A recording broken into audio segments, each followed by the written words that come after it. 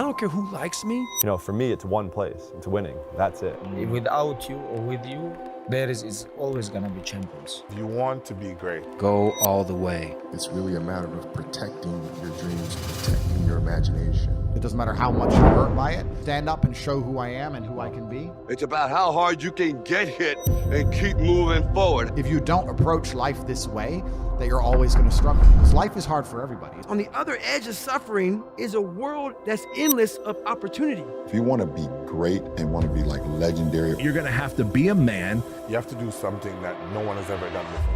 If you're going to try, go all the way. Otherwise, don't even start.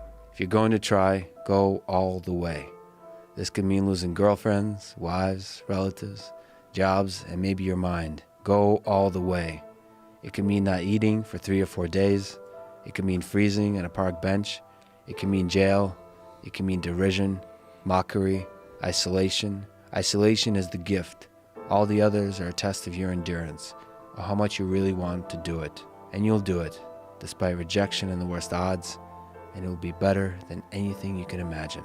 If you're going to try, go all the way. There's no other feeling like that. You'll be alone with the gods, and the nights will flame with fire. Do it. Do it. All the way. All the way. You will ride life straight to perfect laughter. It's the only good fight there is. You know, for me, it's one place. It's winning. That's it. And if I don't win, how can I make sure that never happens again? How can I make sure that the next time I go out there, I'm on top and not on second or third? On the other end of suffering is a life that many people don't know even exists. It's a beautiful world, because like the 40% rule. We all live in this world where our brains are keeping us in this box. Outside that box, on the other edge of suffering, which is on the other edge of that 40%, is a world that's endless of opportunity. But we are afraid to go outside that box, because in that box it's comfortable.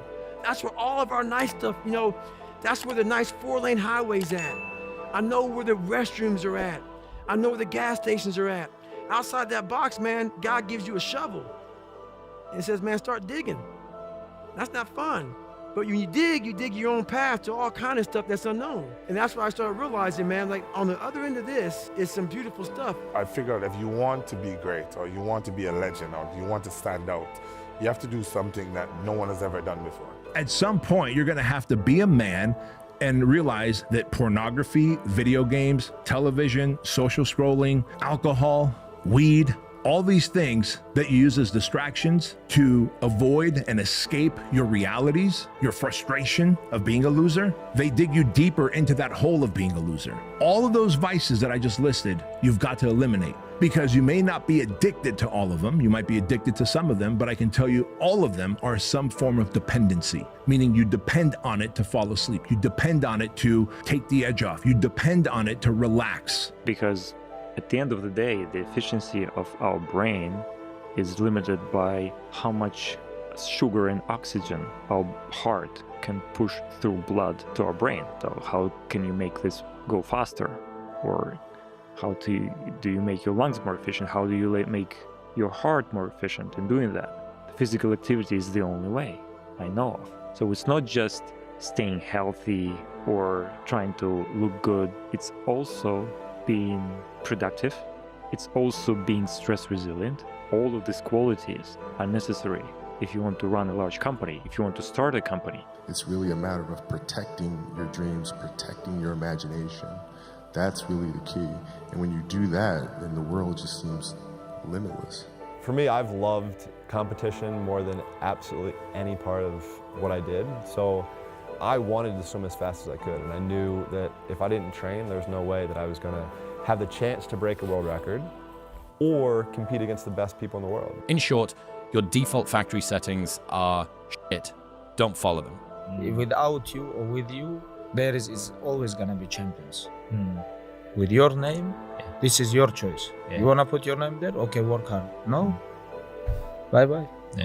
It's like very simple, nothing special. I think this is what God wants from us, from all of us. It doesn't matter what the adversary is. It doesn't matter how much you're hurt by it. You need to allow it to motivate you to push harder and show your power and show your resilience. And It's almost like that when bad things happen to me, this is a lesson from the universe or from God or from the Creator to stand up and show who I am and who I can be, and to take all of the pain and anguish and disappointment and heartbreak and all of this and turn it into a force I can use for good and to make myself a better person. And I think if you don't approach life this way, that you're always going to struggle, because life is hard for everybody. It's going to be hard. It doesn't matter who you are or what you do. You need to be resilient to it. It's the same thing, right? Plan, execute, iterate. We are training kids and people to be soft in a world that continuously gets harder. But what is necessary is you have to build a person that can withstand the pressures of whatever they're going to be dealing with in life. If you want to be great and want to be like legendary, if you want to maximize everything that you have with your career and your ability, then squeeze the out of that lemon.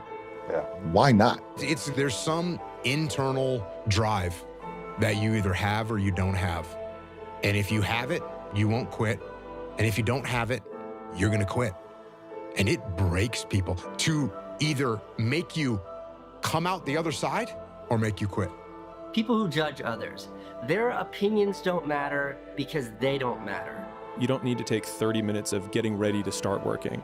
Like, you can just start working, because as soon as you get into it, you start pulling the thread and you're like, oh, here it is. And all of the time that I was getting ready to work, I was just using up my best brain power time on things that truly don't move the needle at all. Then the time come for you to be your own man and take on the world, and you did. But somewhere along the line, you changed. You stopped being you. You let people stick a finger in your face and tell you you're no good. And when things got hard, you started looking for something to blame, like a big shadow.